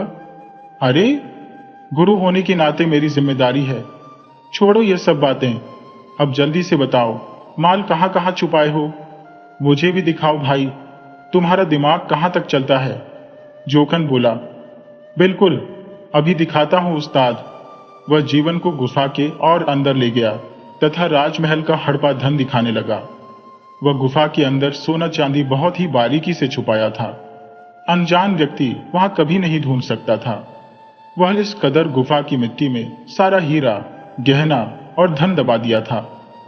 ठग जीवन बोला, अरे वाह, क्या बात है जोखन, तुम प्रशंसा के लायक हो। एक बात तो मैं मान गया, तुम्हारे अंदर दिमाग है, परंतु मुझसे अभी भी थोड़ा कम है। खैर, बहुत सुंदर काम किए हो। जोखन बोला, उस्ताद, एक दिन ऐसा भी आएगा कि मैं आपसे अधिक दिमाग वाला हो जाऊंगा। आप बस समय का इंतजार कीजिए। ठग जीवन बोला, हाँ ससुरा, बाद में दिमाग वाला बनना। फिलहाल तुम भोजन का प्रबंध करो, मैं खाने पीने का सामान ला दिया हूं, अब झट से उसे पका दो। उधर राजा का सेनापति राजा के सामने हाजिर हुआ। चोरी की घटना बीते एक दिन गुजर गया था, परंतु चोर का पता अब तक नहीं चला था। राजा सेनापति से बोले, सेनापति, क्या खबर लाए हो? जल्दी से मुझे सुनाओ। सेनापति बोला, क्षमा चाहता हूं महाराज, परंतु हमें अब तक कुछ पता नहीं चला। नगर में चोर कहां से आया और वह चोरी के बाद कहां गया, इसका अंदाजा ही नहीं मिल रहा। राजा बोले, यह क्या बात हुई? आप पूरे नगर में सैनिक तैनात किए हैं ना, फिर भी अब तक कुछ पता नहीं चला। आखिर यह कैसे हो सकता है? अब तक तो पता चल जाना चाहिए था। सेनापति बोला, महाराज, वही तो बात है। नगर के हर चौराहे पर हमारे बहादुर सैनिक तैनात है। वह चोर अगर गलती से भी अपने घर से बाहर निकलता है तो उसे तुरंत पकड़ लिया जाएगा, पर वह चोर बहुत ही शातिर है। यह समझ लीजिए कि वह कोई ठग है। उसे पकड़ना बहुत ही मुश्किल काम है। राजा बोले, सेनापति जी, काम मुश्किल हो चाहे आसान हो, उससे हमें कोई लेना देना नहीं। आप अपने साथ और सैनिक लगा लीजिए, हो सके तो गुप्तचर भी तैनात कीजिए, परंतु किसी भी कीमत पर मुझे उस चोर तक पहुंचना है, चाहे उसके लिए कुछ भी करना पड़े। सेनापति बोला, महाराज, आपके आदेश का पालन हमारे लिए सर्वोपरि रहेगा। मैं आज ही अपने महल के गुप्तचरों को इस काम के लिए भेज देता हूं। सेनापति राजा से आज्ञा लेकर नगर की तरफ चला गया। राजा अपने मंत्री से बोले, मंत्री जी, आपको क्या लगता है, क्या चोर पकड़ा जाएगा या फिर सेनापति हवा बना रहा है? मंत्री बोला, महाराज, मुझे तो लगता है कि चोर बहुत जल्द ही पकड़ा जाएगा, क्योंकि हमारे महल के आधे सैनिक नगर के हर चौराहे पर तैनात है। ऐसे में चोर का बचना बहुत ही मुश्किल है। राजा बोले, मंत्री जी, हम लोग 2 दिन का इंतजार कर लेते हैं। इसके बाद हम और आप स्वयं उस चोर के फिराक में लग जाएंगे। मंत्री बोला, महाराज, आपकी जैसी आज्ञा होगी, हम उसे किसी भी कीमत पर पूरा करेंगे। मंत्री की बात सुनकर राजा मन ही मन बहुत खुश हुए। उधर राजा और मंत्री की बात सुकट नाई का बेटा बासुनाई छिपकर सुन रहा था। दरअसल बासुनाई प्रतिदिन राजा का हजामत बनाने आता था। वह राजा के कमरे में प्रवेश किया। राजा और मंत्री जब उसे कमरे में देखे, वह पूरी तरह से हैरान हुए। यह ससुराशिया नाई का बच्चा यहां कैसे आ गया? कहीं इसने हमारी बात तो नहीं सुन ली? राजा बोले, आओ आओ सुकट नाई के बेटे बासुनाई, आज बड़ा जल्दी महल चले आए। बासुनाई बोला, महाराज, वह मुझे दूर गांव में जाना है, बस उसी के लिए आज जल्दी चला आया। मैं जल्दी से हजामत बनाकर महल से चला जाऊंगा और दूर गांव से जल्दी लौट आऊंगा, ताकि पुनः कल समय से मैं महल आ सकूं।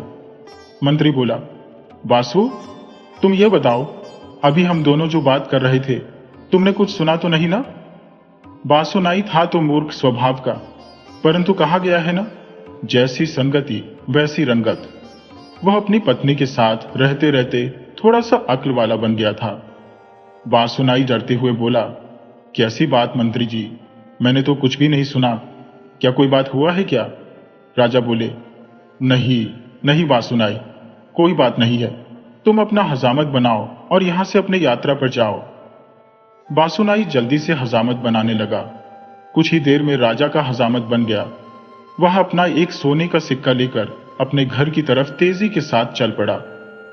कुछ देर चलने के उपरांत वह अपने घर पधार गया। घर पहुंचते ही बासुनाई अपनी पत्नी के पास गया। बासुनाई बोला, भाग्यवान, एक राज की बात सुन के आ रहा हूं। राजा और उनका मंत्री आपस में बात कर रहे थे, मैं उनकी बात छिप के सुन लिया। पत्नी बोली, छिप के सुन लिया? कैसी बात है जो छिप के सुनना पड़ा? जल्दी से हमें भी बताइए। बासुनाई बोला, भाग्यवान, आज सुबह मैं राजा का हजामत बनाने उसके पास जा रहा था। मैं अभी उसके कमरे के बाहर ही था। अंदर मंत्री और राजा आपस में बात कर रहे थे कि अगर चोरी हुआ माल जल्दी नहीं मिलता तो 2 दिन बाद वह दोनों भी खोज में निकल जाएंगे। दरअसल हमारे नगर का कोई बड़ा ठग राजमहल का एक बैलगाड़ी सोना बीच रोड से गायब कर दिया है। नाई की पत्नी बोली, अच्छा, तो ऐसा बात है? तभी मैं कहूं, आखिर राजमहल के सारे सैनिक इस प्रकार सड़क पर क्यों आ गए हैं? जरूर कुछ बड़ा कांड हुआ है। बासुनाई बोला, भाग्यवान, कांड नहीं, चोरी हुआ है। राजा और मंत्री तो यही बात कर रहे थे, तुम यहां अलग ही बता रही हो। नाई की पत्नी बोली, अरे मूर्खों के नंदन, अजीब इंसान हो तुम। तुमसे बहस करना ही मूर्खता है। तुम इस बात का जिक्र किसी से मत करना। मैं देखती हूं इस मामले में हम क्या कर सकते हैं। उधर ठग जीवन और उसका चेला जोखन 2 दिन से गुफा के अंदर ही बैठे थे। 2 दिन गुजर जाने के कारण अब उनका राशन पानी खत्म होने के कगार पर था। ठग का चेला जोखन अपने उस्ताद जीवन ठग से बोला, उस्ताद, हम यहाँ 2 दिन से बैठे हैं, अब हमारे पास खाने का भी इंतजाम नहीं है। आप जो राशन लेकर आए थे वह अब खत्म हो गया है। नौबत यह आने वाला है कि आज शाम का भी भोजन नहीं है। ऐसे में हम लोग यहाँ कैसे रह सकते हैं? ठग जीवन बोला, चेला, तुम बात तो सही बोल रहे हो। आखिर ऐसे धन का हम क्या करेंगे जो हमारे काम ही ना आए। अब तो हमें भोजन की परेशानी होने वाली है, परंतु हम इतनी आसानी से इस धन को कैसे छोड़ सकते हैं? जोकन बोला, उस्ताद, बिल्कुल नहीं छोड़ सकते, परंतु उससे बड़ी समस्या यह है कि हम बिना भोजन के भी जीवित नहीं रह सकते। हमें भोजन का प्रबंध करना पड़ेगा। ठग जीवन बोला, जोखन, मेरे पास एक उपाय है। तुम अब ऐसा करो कि मेरे घर चले जाओ और अपनी भाभी से 2 दिन का राशन किसी भी तरह मांग कर लाओ। हम 2 दिनों में कुछ ऐसा करेंगे जिससे हमारा यह सारा धन काम में आ जाएगा। फिलहाल तुम जल्दी से घर जाओ। जोखन बोला, ठीक है उस्ताद, मैं आपके घर जाता हूं और भाभी से राशन मांग कर लाता हूं।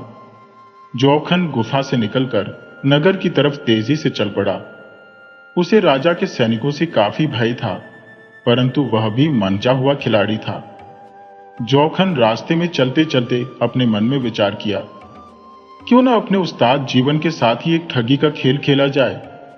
वह ससुरा खुद घर न जाकर मुझे राशन लेने के लिए भेजा है। इसका मतलब साफ है कि वह खुद को सुरक्षित बचा के मुझे बलि का बकरा बनाना चाहता है। अगर गलती से राजा के सैनिक मुझे बंदी बना लिए तो मुझे तो फांसी हो जाएगी और वह ससुरा उस्ताद का बच्चा पूरा जीवन आनंद में रहेगा। मैं इसका अब कुछ उपाय करता हूं, जरूरत पड़ने पर ठिकाने पर लगा सकता हूं। जोखन अपने मन में विचार करते हुए जीवन के घर में प्रवेश कर गया। जीवन की पत्नी अपने बेटे के साथ बैठी हुई थी। वह बहुत ही भयभीत थी। जब उसने चमचे जोखन को देखा तो जीवन की पत्नी बोली, अरे जोखन बबुआ, तुम यहां? कहो बबुआ, सब कुशल मंगल है ना? तुम्हारे भैया ठीक है ना? बबुआ, कोई परेशानी तो नहीं हुआ ना? जोखन उदास होते हुए बोला, भाभी, अब आपसे कैसे नजर मिलाऊं? मैं तो डूब के मरना चाहता था, पर आधा अधूरा बात छोड़कर मुझसे आत्महत्या भी नहीं हुआ। इसीलिए आपको सच्चाई बताने हेतु निर्लज्ज की भांति यहां चला आया। जोखन की बात सुनकर जीवन की पत्नी सहम सी गई। पत्नी बोली, बबुआ, जल्दी से बताओ, क्या हुआ है? कोई अनहोनी तो नहीं हुआ ना बबुआ? जोखन बोला, भौजाई, अनहोनी पूछती हो? वहां तुम्हारा दुनिया ही लुट गया। जीवन की पत्नी बोली, देखो जोखन बबुआ, अब यह बुझानी बुझाना बंद करो, मेरा सांस अटका जा रहा है। तुम जल्दी से बताओ क्या बात हो गया है।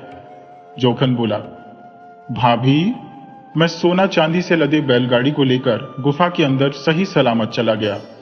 इसके बाद वहीं पर बैठकर भैया के आने का इंतजार करने लगा। भैया अपने सही समय से गुफा में आ भी गए। हम दोनों 2 दिन से गुफा में ही थे, परंतु हमें भनक ही नहीं चला कि गुफा में एक शेर भी रहता है। आज अचानक सुबह में हम दोनों सो के उठे थे। शेर हमारे सामने अचानक आ गया और भैया को कच्चा खा गया। मैं जैसे तैसे अपनी जान बचा के गुफा के अंदर से बाहर आया। भाभी, मुझे माफ कर देना। जीवन की पत्नी जब इतना सुनी, वह गश्त खा के वहीं पर गिर पड़ी। उसका सुध बुद्ध सब खो गया। उसके जमीन पर गिरा देख जोखन अपने मन में सोचा, अरे महाराज, ये क्या हुआ? ये ससुरियो कहीं मर तो नहीं गई? मर गई होगी तो बड़ा दिक्कत हो जाएगा। मेरे सर तो एक हत्या लग जाएगा। बड़ी ही मजबूत दिखाई देती थी, मुझे नहीं पता था कि इतनी कमजोर है। जोखन पानी का छींटा उसके मुंह पर मारा। ठग जीवन की पत्नी होश में आई। पत्नी फफक फफक के रोने लगी। जोखन यही तो चाहता था कि वह कमजोर पड़े और मैं उसको सहारा देकर उसे अपनी पत्नी बनाने का प्रस्ताव रख दूं। जोखन बोला, भाभी, तुम दुखी मत हो। अरे भैया नहीं है तो क्या? मैं अभी जिंदा हूं ना। मेरे रहते तुम्हें रोने की जरूरत नहीं है। मैं पालन करूंगा तुम्हारा और बच्चे का। जीवन की पत्नी रोते हुए बोली, दही जरा की नाती, यहां से जल्दी चला जा। मैं गरीब जरूर हूं, परंतु छिनार नहीं हो जो 10 जगह मुंह मारती चलूं। मेरे पति की मृत्यु हो गई, अब मैं उसकी विधवा बन गई। और पूरा जीवन उसकी विधवा बनकर रह लूंगी। तुम अपना गंदा मानसिकता लेकर यहां से 9-2-11 हो जाओ, नहीं तो काली माता जाग गई तो तुम्हें महंगा पड़ जाएगा। जोखन जब इतना सुना, उसके तो पसीने ही छूटने लगे। उसके बदबूदार सपने टूट चुके थे। जोखन वहां से भागने में ही अपनी भलाई समझा। वह झट से घर के बाहर निकलकर बनिया की दुकान की तरफ चल पड़ा। वह बनिया की दुकान से कुछ राशन का सामान लिया। इसके बाद उसका पैसा दे दिया और गुफा की तरफ सामान उठा चल दिया। रास्ते में वह अपने मन में सोचता हुआ जा रहा था, ये ससुरी आज देखने में ही ठग लग रही थी, बाकी ईमान की बिल्कुल पक्की निकली। खैर, मुझे इससे क्या मतलब, मैंने अपना चाल आजमाया, अब आगे का चाल ससुरा उस्ताद के साथ खेला जाएगा। वह तेजी के साथ गुफा की ओर बढ़ गया। इधर जीवन की पत्नी अपने घर में बहुत ही दुखी होकर बैठी थी। वह मन की पीड़ा से आहत हो चुकी थी। उसके मन में जीने की उम्मीद खत्म हो चुकी थी।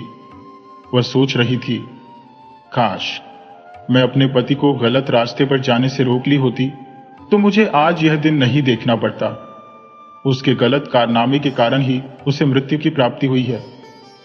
वह बार बार यही बात सोचती और एकदम से विचलित हो जाती। वह अंत में अपने आप से हार गई। उसका मन अब उसे कोस रहा था। वह अपने बच्चे को उठाई और गांव के कुएं की तरफ तेजी से बढ़ गई। थोड़ी ही देर के उपरांत वह कुएं पर पहुंच गई। गांव के कुएं पर पहले से ही स्त्रियों का जमावड़ा था। उसने एक स्त्री को अपना बच्चा थमा दी। वह औरत खुशी खुशी बच्चे को थाम ली।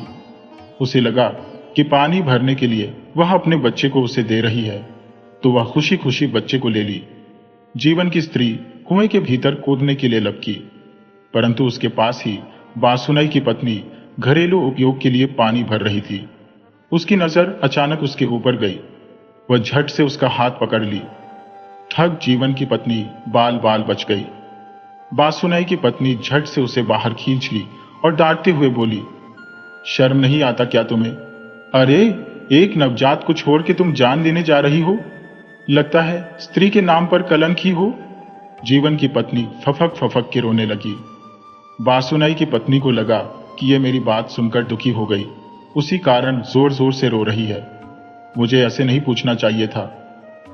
बासुनाई की पत्नी बोली, बहन पहले आप शांत हो जाओ। मैं जानबूझ के आपका दिल नहीं दुखाना चाहती थी। दरअसल गुस्सा होने के कारण मेरे मुंह से तेज आवाज निकल गया। बहन मुझे माफ कर दो। ठग जीवन की पत्नी बोली, बहन तुमने मुझे क्यों बचाया? अरे मैं मरना चाहती हूं। मैं नहीं जी सकती इस दुनिया में। मेरा पति अब इस दुनिया में नहीं रहा। बासुनाई की पत्नी बोली, बहन तुम जीवन भाई जी की पत्नी हो ना? तुम बिल्कुल शांत हो जाओ और मेरे साथ घर चलो। मैं तुम्हें घर ले जाकर समझाती हूं। तुम बिल्कुल शांत हो जाओ। बासुनाई की पत्नी उसे अपने घर लेकर चली गई।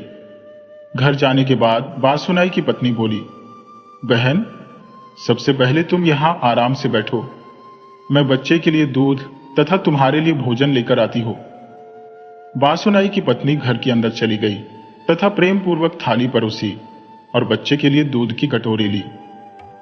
इसके बाद रसोई घर से बाहर चली आई। उसने ठग जीवन की पत्नी को भोजन की थाली परोसी तथा बच्चे को दूध पिला दी। बासुनाई की पत्नी बोली, अब तुम्हारा मन कुछ शांत हुआ होगा बहन। भूखे प्यासे इंसान को कुछ भी समझ नहीं आता है। भोजन सबसे पहले जरूरी है किसी भी तंदुरुस्त मन के लिए। बताओ बहन, क्या बात हुआ है? जीवन की पत्नी अपनी सारी कहानी बासुनाई की पत्नी से बता दी। बासुनाई की पत्नी बोली, आई हो दादा, ऐसा बात हो गया है। जीवन भाई साहब तो कहा करते थे कि वह राजा के गुप्तचर है, परंतु वह एक शातिर ठग थे। राम राम बहन, तुम्हारा तो जीवन खराब हो गया। जीवन की पत्नी बोली, बहन मुझे तनिक भी भनक नहीं था कि मेरे पति ठग हो सकते हैं। शादी से पहले वह मुझे यही बताए थे कि वह राजमहल में काम करते हैं, परंतु शादी के 5 साल बाद मुझे पता चला। बासुनाई की पत्नी, जो राजा के चोरी की बात सुन चुकी थी, ने मन में सोचा, इसका मतलब जोखन ने झूठ बोला है। शेर ने जीवन को नहीं खाया। वह सोना अभी भी गुफा में है। राजा का चोर अभी जिंदा है। फिर वह बोली, देखो बहन, जो होना था सो हो गया। अगर हम दोनों में से कोई भी राजा से यह बात बताने जाता है कि उसका लूटा हुआ धन दौलत जंगल की गुफा में पड़ा हुआ है, तो राजा तुरंत फांसी चढ़ा देगा। जीवन की पत्नी बोली, बहन, तुम ऐसा करो, मेरे इस बच्चे को पाल लो। मैं राजा से सारा सच बता के खुद फांसी पर चढ़ जाऊंगी। वैसे भी अब मेरे जीवन में बचा ही क्या है। बांसुनाई की पत्नी बोली, देखो बहन, तुम पागल मत बनो। मैं समझ सकती हूँ एक स्त्री अपने पति की मृत्यु के बाद क्या महसूस करती है, परंतु तुम्हें इस बच्चे के लिए जीना है। तुम इसका मासूम चेहरा देख लो और फिर निर्णय कर लो, तुम्हें खुद सब समझ आ जाएगा। जीवन की पत्नी बोली, बहन, मेरे पास कोई रास्ता ही नहीं है। आज नहीं तो कल इस मामले का पता जरूर चलेगा। ऐसे में मेरे पति जीवित नहीं है, उनके बदले मुझे ही सजा मिलेगा, तो मेरा मरना तो निश्चित है। ऐसे में इस बच्चे का भविष्य खराब हो जाएगा। मैं इसीलिए तुमसे आग्रह कर रही हूं, तुम मेरे बच्चे को संभालो। बांसुनाई की पत्नी बहुत ही चतुर स्वभाव की थी। वह बिल्कुल शांत होकर अपने मन में कुछ विचार की। इसके बाद बोली, बहन, तुम अब यहां से उठो और तुरंत अपने मायके चली जाओ। और हां, भूल के भी वापस मत आना। जब कुछ साल गुजर जाएंगे तब तुम पुनः अपने घर आकर रहना। वैसे तुम्हारा गांव कौन सा है? जीवन की पत्नी बोली, बहन, मैं किसी गांव की नहीं हूं। मेरे पिता जंगल में ही झोपड़ी बना के रहते हैं और लकड़ी काट के बेचा करते हैं। बांसुनाई की पत्नी बोली, ये तो और भी अच्छी बात है। कुल मिला जुलाकर ये तुम्हारे लिए सोने पर सुहागा जैसा है। तुम चुपचाप यहां से भाग जाओ और अपने पिता के साथ कुछ दिन रह लो। मामला जब शांत हो जाएगा फिर तुम्हें कोई पूछने वाला नहीं रहेगा, तो अपने घर वापस आकर रहने लगना। ठग जीवन की पत्नी गांव से निकलकर जंगल चली गई। जंगल में उसके पिता उसे मिले। अपनी बेटी की दुख भरी कहानी सुनकर उन्हें बहुत ही दुख हुआ। ठग की पत्नी अपने पिता के साथ रहने लगी। उधर गुफा के अंदर ठग जीवन और जोखन लगभग 10 दिन का समय गुजार दिए थे। इतने दिन बीत जाने उपरांत भी उन्हें कोई भी रास्ता दिखाई नहीं दे रहा था। ठग का चेला जोखन 10 दिनों में अपने मन में एक कूटनीति तैयार कर लिया था। जोखन बोला, उस्ताद, मेरे पास इस समस्या से निपटने के लिए एक बहुत ही सटीक तरकीब है। अगर आप चाहें तो मैं उसे बता सकता हूं। ठग जीवन बोला, भक्त ससुरा, तुम भी गजब बतियाते हो। मैं तुम्हारा गुरु हूं। मेरे पास ठगी का तजुर्बा है। उसके बावजूद भी अब तक मेरा अनुभव काम नहीं कर पाया, और तुम 2 दिन का लौंडा, मेरा ही ठगी सिखाया हुआ चेला, मुझे सुझाव देने चला है। चुपचाप शांति से बैठे रहो, अन्यथा यही पटक के मारूंगा। बड़ा आया सुझाव देने वाला। जोखन अपने मन में सोचा, ससुरा, ये तो समय बताएगा कौन ठगी का बड़ा खिलाड़ी है। समय आने दो, ऐसा मुंह के बल धकेलूंगा ना कि तुम्हारी भटकती आत्मा भी कांप जाएगी। जोखन बोला, उस्ताद, आप मुझ पर यकीन कीजिए। मैं आपसे जो बताने जा रहा हूं वह बहुत ही जरूरी है। अरे, हम दोनों के जीवन का सवाल है, आप मेरी बात समझिए। आखिर हम यहां कब तक बैठे रहेंगे? अगर गलती से राजा के सैनिक इधर चले आए तो हम ही कैद हो जाएंगे। ससुरा राजा बिना देरी किए हमारे आत्मा को परमात्मा से मिलवा देगा। ठग जीवन बोला, अच्छा ससुरा, तुम जब बताना ही चाहते हो तो चलो एक मौका देता हूं, जल्दी अपना सड़ा गला सुझाव दो। जोखन बोला, उस्ताद, हमारे जान पहचान का एक जौहरी है जो हमारा सारा माल लेकर इसके बदले हमें कई टुकड़ों में हीरा दे देगा। लगभग इस धन का 50 टुकड़ा हीरा मिल जाएगा, जिससे हम बड़े ही आसानी से अपने नगर के जौहरी को बेच के उससे बहुत सारा धन ले लेंगे। इस प्रकार की चतुराई से राजा क्या, उसके बाप को भी हमारे इस ठगी का भनक नहीं लगेगा। सांप भी मर जाएगा और लाठी भी नहीं जुटेगी। आप मेरी बात समझ रहे हैं? ठग जीवन बोला, वाह चेले, तुम तो सच में चतुर हो गए हो। मैं तो समझ रहा था कि तुम कुछ उल्टा सीधा दिमाग ला गए हो, परंतु तुम्हारी चतुराई तो सराहनीय है। परंतु चेला, एक समस्या अभी और है। आखिर हम यह इतना सोना एक साथ किसी जौहरी के पास कैसे ले जाएंगे? यह तो बिल्कुल भी संभव नहीं है। जोखन बोला, उस्ताद, आप निश्चिंत रहिए। हम जिस जौहरी के विषय में बताए हैं वह असल में मेरा एक खास दोस्त है। हमें सिर्फ उससे जाकर मिल लेना है, आगे का काम वह खुद ही कर देगा। ठग जीवन बोला, तो फिर देर किस बात की? तुम जल्दी से उसके पास जाओ और इस बात की खबर उस तक दे आओ। जोखन बोला, उस्ताद, धंधे के मामले में मैं किसी के साथ धोखा नहीं कर सकता। हम दोनों गुरु और शिष्य भले ही हैं, परंतु हमारा अपना अपना हिसाब है। आप और मैं दोनों लोग उसके यहां चलेंगे और इसकी कीमत तय करेंगे। इस प्रकार हमारा संबंध हमेशा बरकरार रहेगा। दोनों गुफा से निकलकर पड़ोस के राज्य की तरफ चल दिए। रास्ते में चलते चलते जीवन बोला, चेला जोखन, हम दोनों गुफा से निकलकर चल तो दिए हैं, परंतु तुम यह समझ लो, ये काम किसी खतरे से कम नहीं है।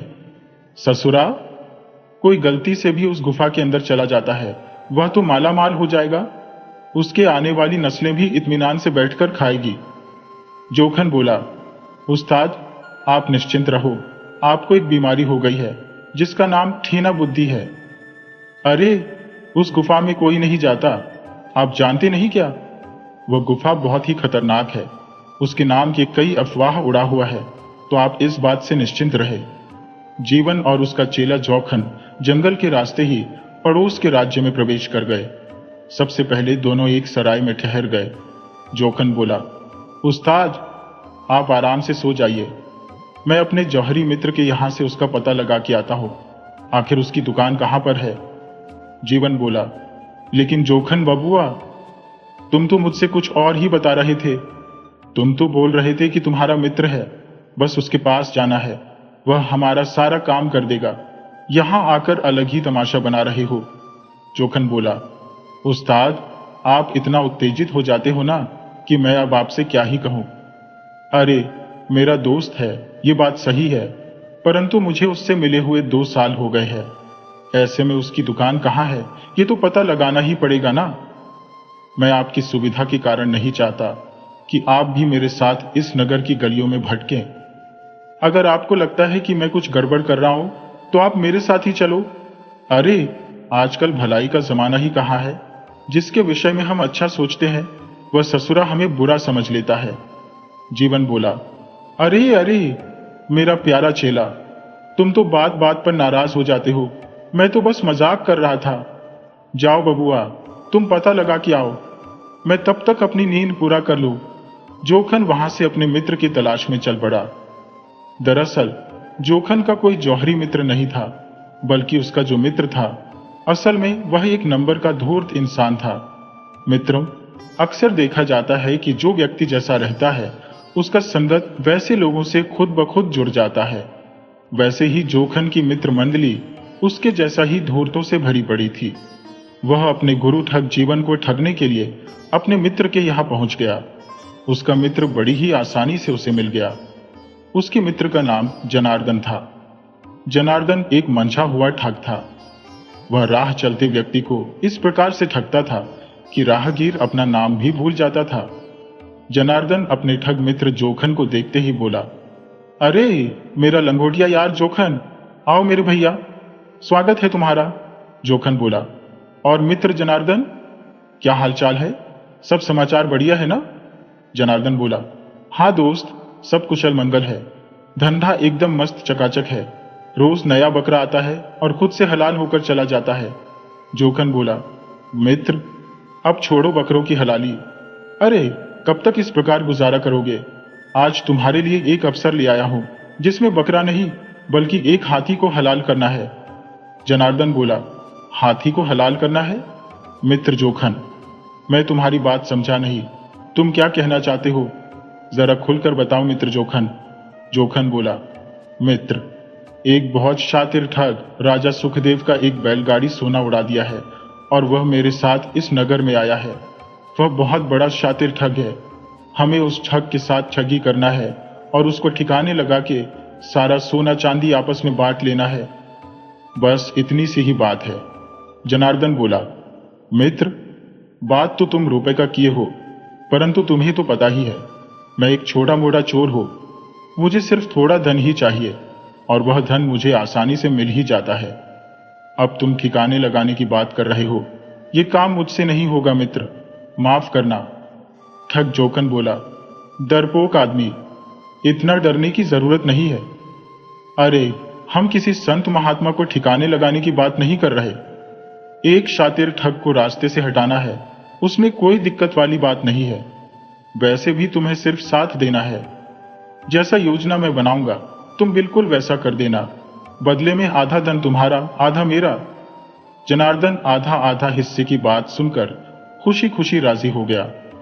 दोनों योजना सेट कर लिए। जोखन बोला, मित्र जनार्दन, मैं शाम को आता हूं, तुम बिल्कुल तैयार रहना। कुछ गड़बड़ नहीं होना चाहिए।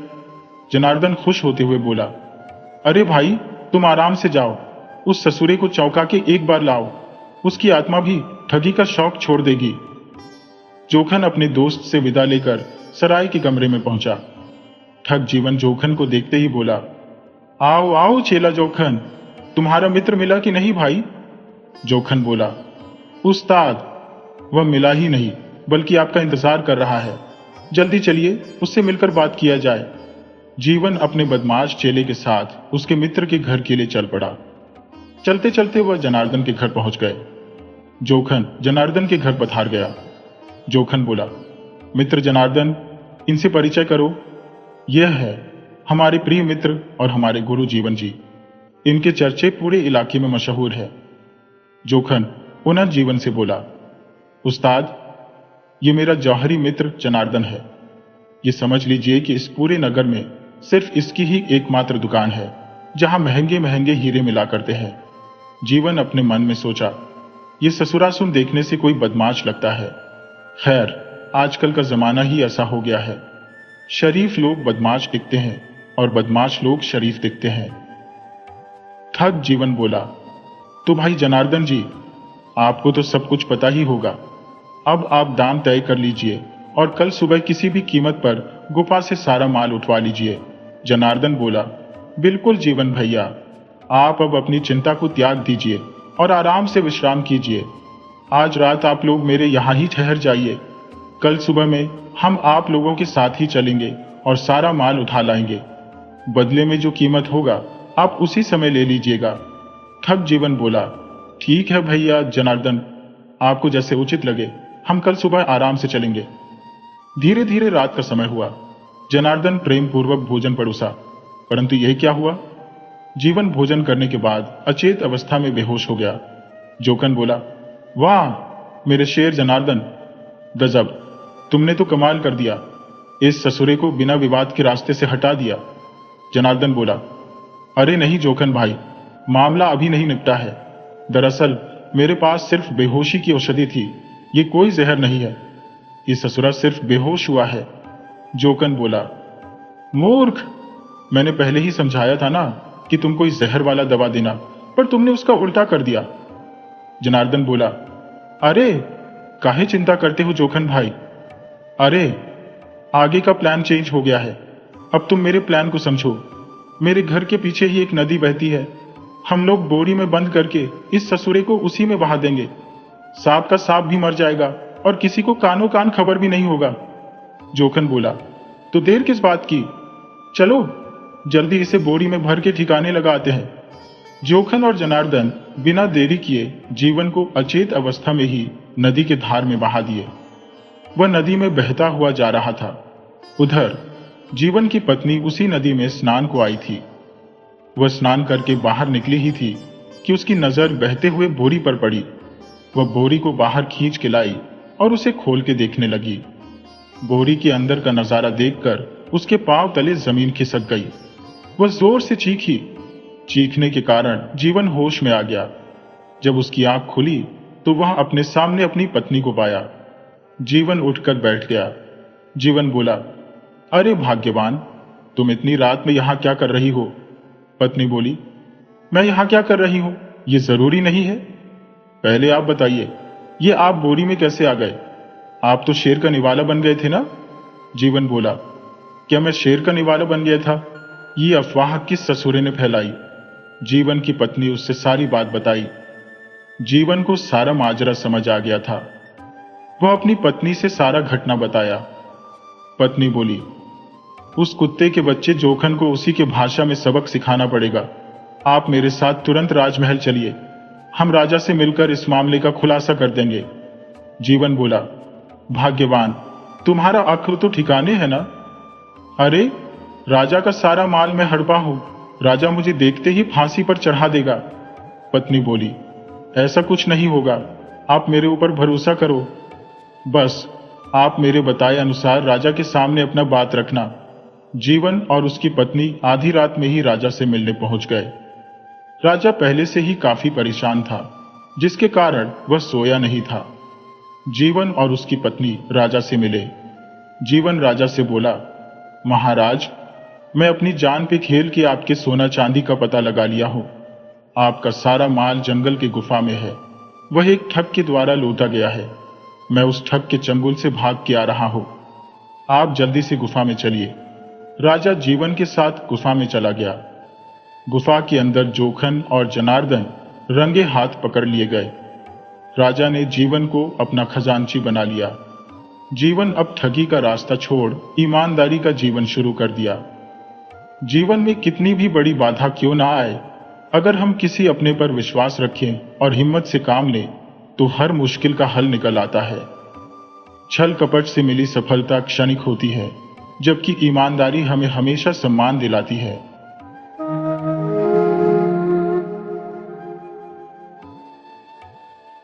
बहुत समय पहले की बात है। एक बादशाह थे। जब उनके जीवन का अंत पास आया तो उन्होंने अपने बेटे को पास बुलाया और कहा, मेरे प्यारे बेटे, मैं तुम्हारे लिए यह विशाल सल्तनत छोड़कर जा रहा हूं। यदि तुम सोच समझकर काम करोगे तो तुम्हें किसी तरह की परेशानी नहीं आएगी।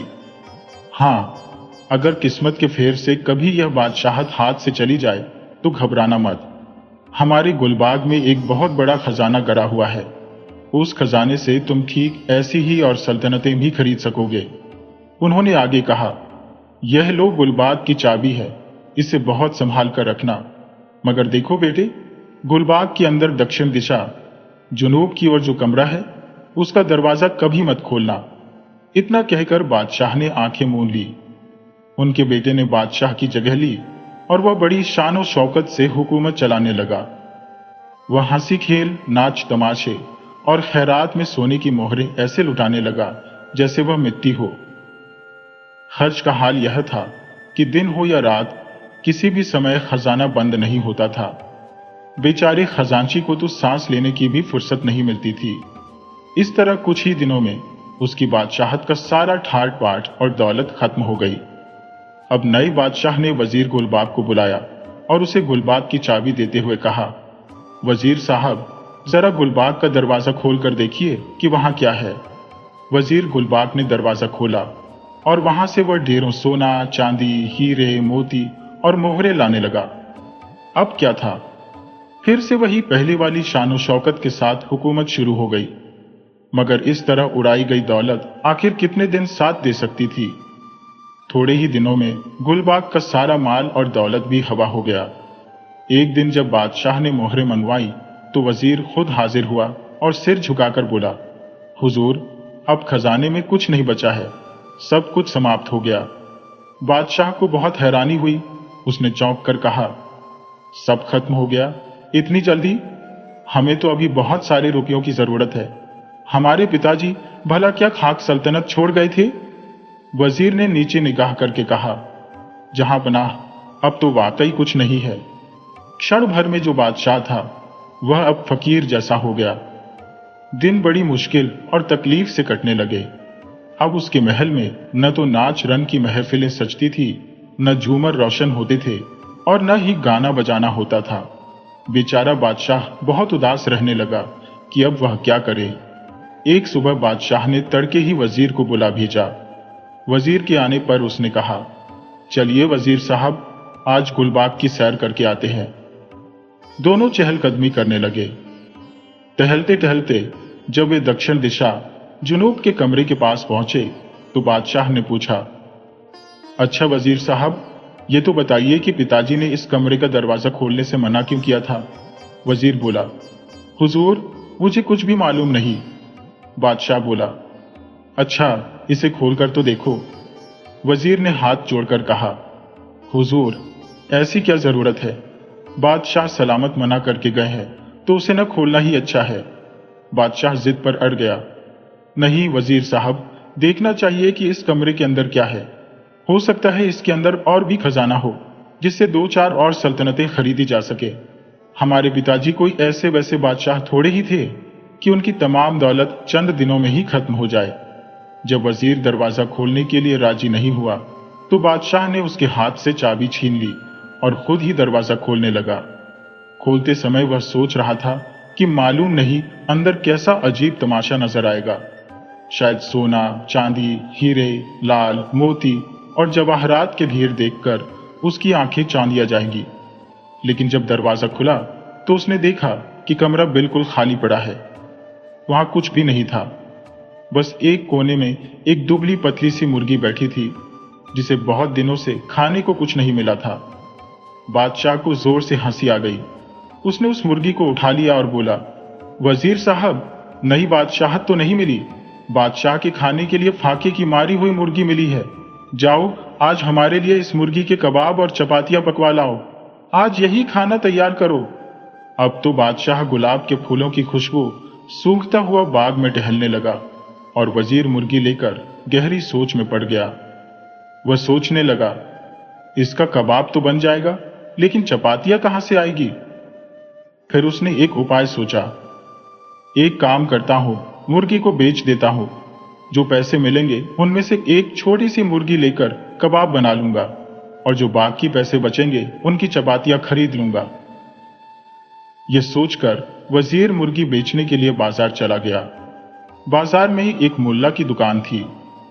वह मुल्ला एक ऐसा ज्ञान जानता था जिससे उसे यह पता लग जाता था कि माल और दौलत जमीन में कहां कहां गड़े हैं।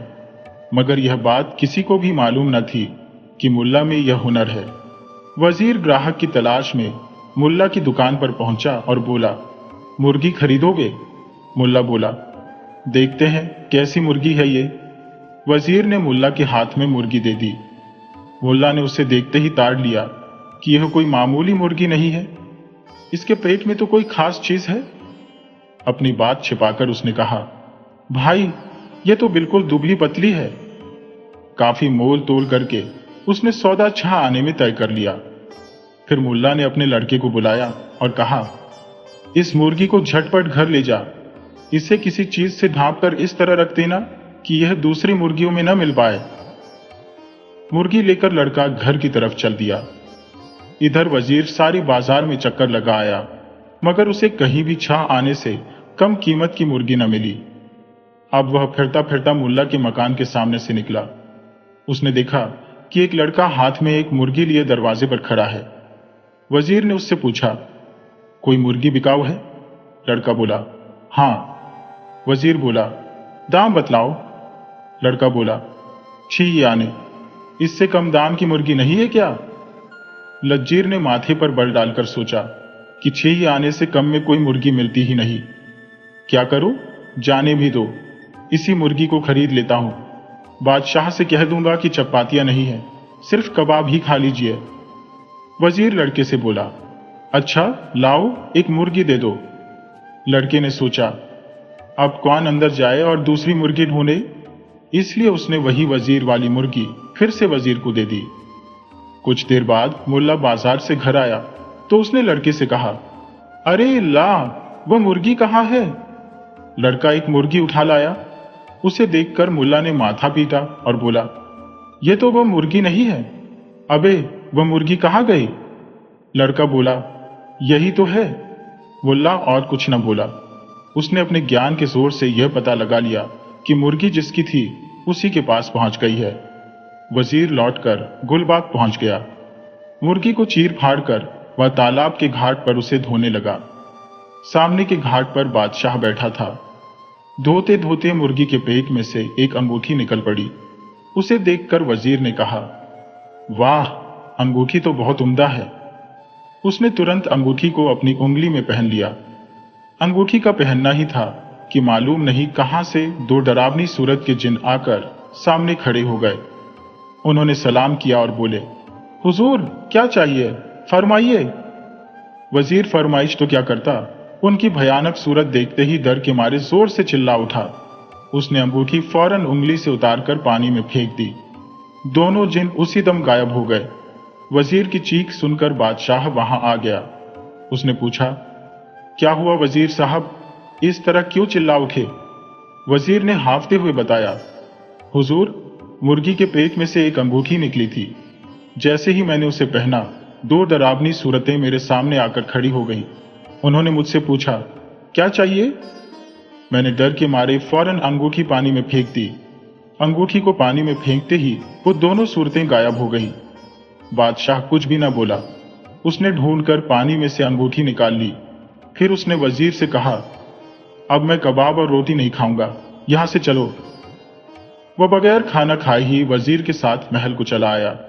रात को जब वजीर सो गया तो बादशाह ने वह अंगूठी उंगली में पहन ली। फौरन दोनों जिन हाजिर हो गए और बोले, हुजूर, क्या चाहिए, फरमाइए। बादशाह बोला, जैसी हमारी बादशाहत थी, दिन चढ़ने से पहले पहले वैसी ही बना दो। कील खाने में हाथी, अस्तबल में घोड़े, लाभ लश्कर, नौकर चाकर सब मौजूद हो जाए। मतलब यह कि पहले जैसे ठाट बाट फिर से तैयार कर दो। जिन बोले, जो हुक्म जनाब। अभी सुबह भी ना हुई थी कि पहले का सारा साजो सामान तैयार हो गया। रात को वजीर टूटे फूटे मकान में एक टूटी सी खाट पर सोया था। सुबह आंख खुलते ही उसने देखा कि वह सोने के पलंग पर लेटा हुआ है। उसने सोचा कि शायद मैं कोई सपना देख रहा हूं। उठकर दरवाजा खोला तो सारे घर की सूरत ही बदली हुई थी। सब बातें पहले जैसी हो गई थी। वह कचहरी में गया तो देखा कि बादशाह तख्त पर बैठा दरबार कर रहा है। वजीर आदाब करके सामने खड़ा हो गया। बादशाह बोला, वजीर साहब, पहले जिस तरह तुम हमारी वजारत करते थे उसी तरह अब भी करो। वजीर सिर झुकाकर बोला, जो हुक्म जनाब का। बादशाह पहले से भी ज्यादा शान और शौकत के साथ हुकूमत करने लगा। अब उसे किसी बात की फिक्र न थी। जब भी माल और दौलत खत्म हो जाती तो दोनों जिन और लाकर हाजिर कर देते। बहुत दिन तक बादशाहत करते करते बादशाह का जी भर गया। एक दिन उसने वजीर को बुलाकर कहा, वजीर साहब, अब कुछ दिन तुम बादशाहत संभालो, मैं देश विदेश की सैर करने जाता हूं। वजीर ने सलाम करके जवाब दिया, जो हुक्म जनाब का। बादशाह अगले ही दिन एक फकीर का वेश बनाकर सैर के लिए रवाना हो गया। वह मुल्क मुल्क की सैर करता रहा और बहुत दिनों के बाद एक नए मुल्क में पहुंचा। जब वह शहर में दाखिल होने लगा तो देखा कि फाटक के पास एक सुर्ख लाल रंग का इश्तहार लगा हुआ है। पास ही एक नगाड़ा रखा था। इश्तहार में यह लिखा था, जो शख्स एक बार में 16 मन 16 चावल, दाल और तरकारी खा जाएगा और एक तीर से 2 ताड़ के दरख्तों को चीरकर हीरे के तोतों को मार डालेगा, उसके साथ इस मुल्क की बादशाहजादी का ब्याह कर दिया जाएगा। लेकिन अगर कोई शख्स यह काम करने का दावा करके भी नहीं कर सकेगा तो उसे बादशाहजादी का घसियारा बनकर रहना पड़ेगा। इश्तहार पढ़कर बादशाह ने सोचा, देखना चाहिए ये बादशाहजादी कैसी है। इसके बाद उसने फौरन नगाड़ा बजाया और इश्तहार को फाड़कर उसके टुकड़े हवा में बिखेर दिए। नगाड़े की आवाज सुनते ही उस सल्तनत के सिपाही आन मौजूद हुए। उन्होंने देखा कि एक फकीर मौजूद है। वे उसे पकड़कर बादशाह के दरबार में ले गए। बादशाह ने पूछा, तुमने नगाड़ा बजाया था, इश्तहार पढ़ लिया है ना? फकीर बोला, जी हां। बादशाह बोला, इश्तहार में जिन कामों का जिक्र दर्ज है वह तुम सब कर सकते हो? फकीर ने पक्के इरादे से कहा, हां बादशाह सलामत, अगर न कर सकता तो डंका ही क्यों बजाता? बादशाह ने कड़े स्वर में पूछा, अगर न कर सके तो? फकीर बोला, तो बादशाहजादी के अस्तबल में घसियारा बनकर रहूंगा। अच्छा, कहकर बादशाह ने तैयारी का हुक्म दे दिया।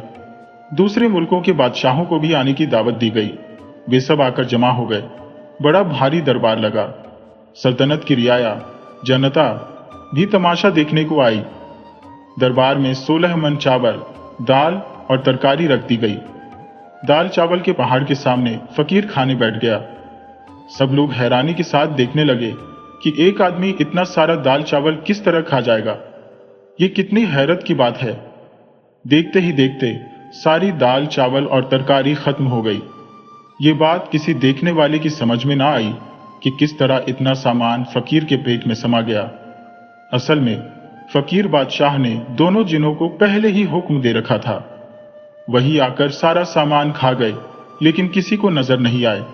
इसलिए सबको यही लगा कि अकेला फकीर सारा सामान हड़प कर गया।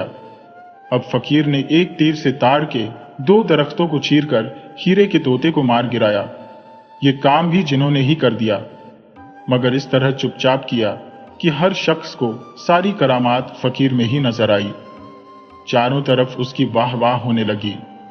हाथ पकड़कर फकीर को बादशाह बड़ी इज्जत के साथ महल के अंदर ले गया।